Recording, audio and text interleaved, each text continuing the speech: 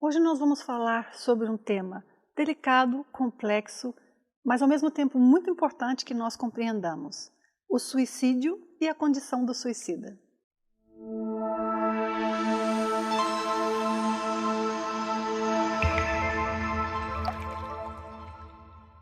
Olá, este canal é sobre evolução da consciência e visa ajudar você a assumir controle do seu desenvolvimento espiritual e também na vida física. Eu gostaria de recordar a vocês que eu publico vídeos em vários idiomas, todas as semanas há algo em português. Somente verifique aqueles que têm o thumbnail com o texto em azul, tá bem?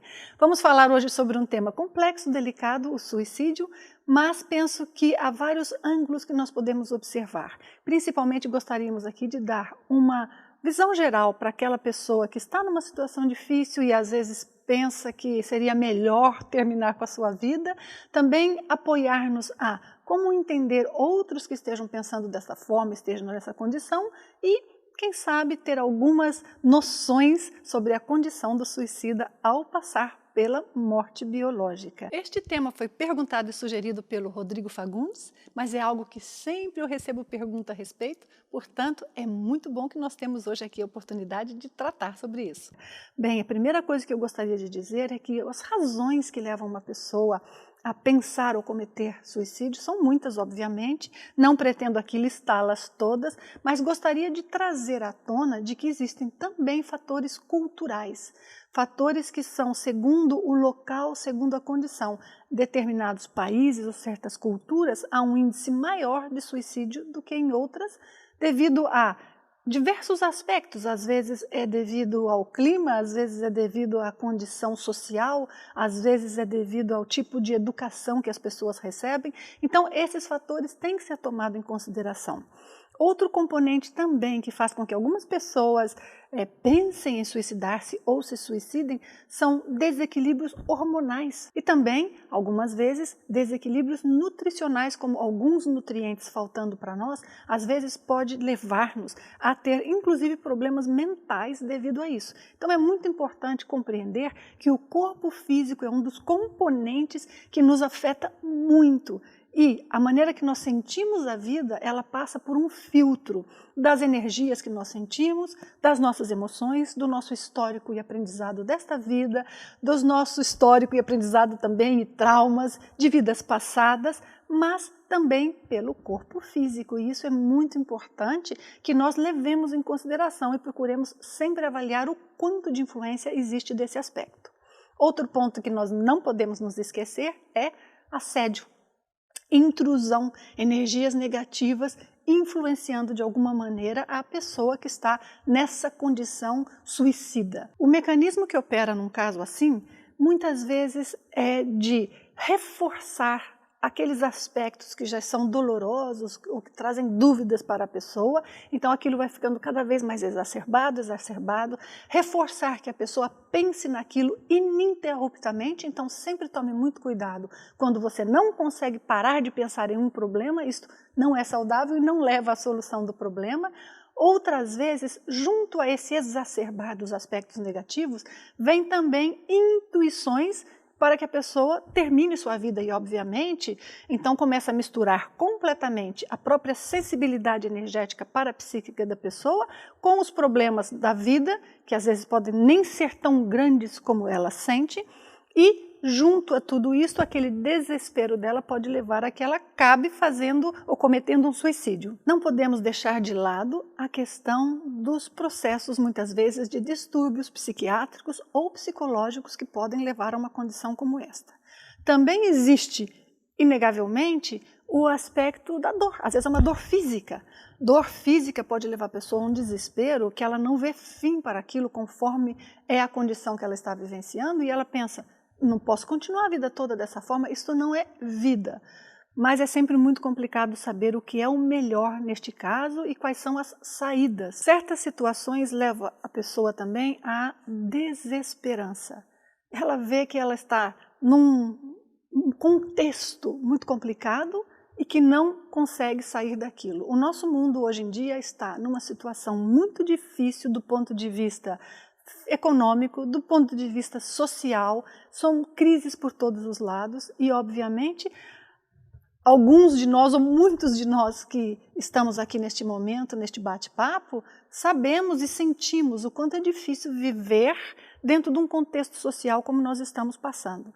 Mas é um desafio para todos. Cada um vai reagir de uma maneira diferente. Se nós pensarmos sob o ponto de vista da questão mais íntima da pessoa que, de alguma maneira, chega ao ponto de cometer um suicídio, nós veremos que existe um aspecto inevitável, pelo menos presente em 99% dos casos, é que a pessoa pensou mais em si e na sua necessidade de interromper um determinado processo com o qual ela não estava feliz a respeito, do que pensou nos outros à sua volta. Sua família, filhos, pais, esposo, esposa, que ficam lidando com uma situação muito difícil quando há um caso assim como um suicídio. Há situações na qual a pessoa criou de alguma maneira um hábito, às vezes é um hábito de vidas, em que ela tem a tendência de tentar fugir dos problemas. Cada um de nós reage de uma determinada maneira, não é? Quando nós estamos numa situação difícil, alguns de nós vai ao desespero, outros de nós chora, outros de nós se cala, outros de nós tenta atuar, agir, buscar soluções, outros buscam alguém para conversar, outros se fecham no seu quarto, não saem mais dali, cada um busca um tipo de subterfúgio para lidar com este momento difícil, mas no caso da pessoa que ela chega ao ponto de cometer suicídio, de alguma maneira ela tenta fugir, ela tenta escapar, ela tenta destruir aquela situação difícil, fazer com que ela desapareça, quero dizer. E não é possível fazer com que a situação desapareça, porque não necessariamente é a situação externa que é difícil, mas a maneira dolorosa que aquela situação externa está gerando sobre ela, digo, aquela sensação dolorosa que está gerando sobre ela. Então, a maioria dos casos, a pessoa que passa por um processo de suicídio na esperança de fugir do problema, ela fica muito pior depois, porque ela se surpreende com uma condição que é ela estar dentro do problema sem escapatória.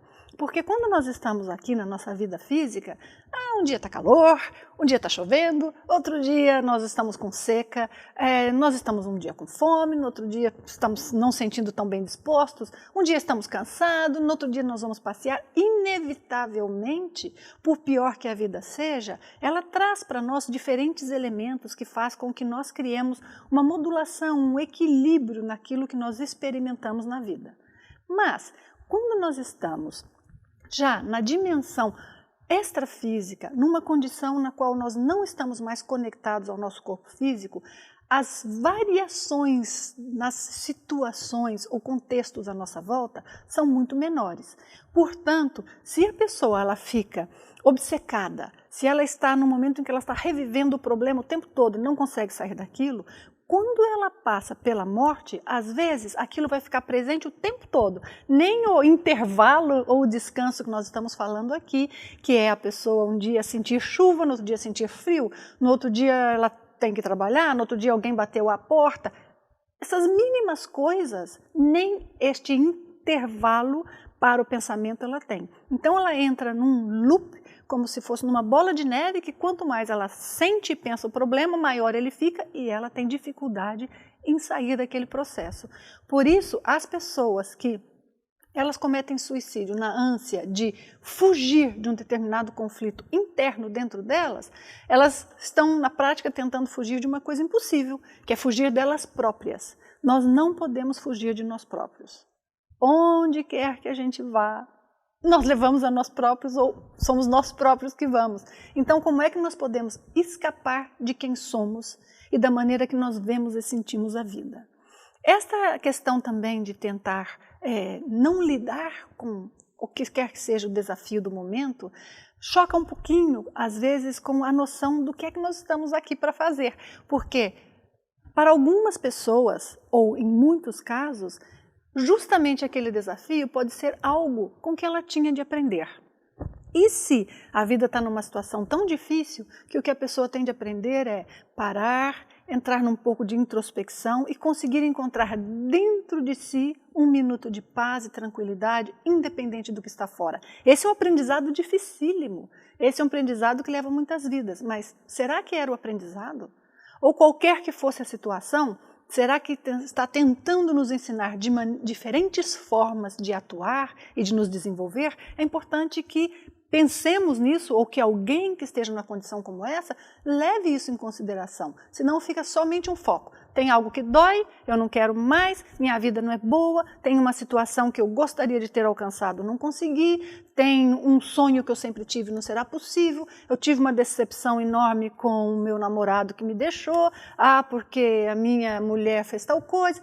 Então as crises da vida fazem com que a pessoa queira interromper a vida, e isto é um processo negativo, porque ela não aprende com esses desafios. É necessário que nós tentemos ver os porquês, onde foi que nós falhamos e procuremos ver numa próxima vez, numa próxima vida, isso eu não faço mais. Reflita com tranquilidade. Maus momentos na vida, desgraças na nossa vida, situações muito difíceis e erros, estes são inevitáveis. Acontece com você, acontece comigo, acontece com todos.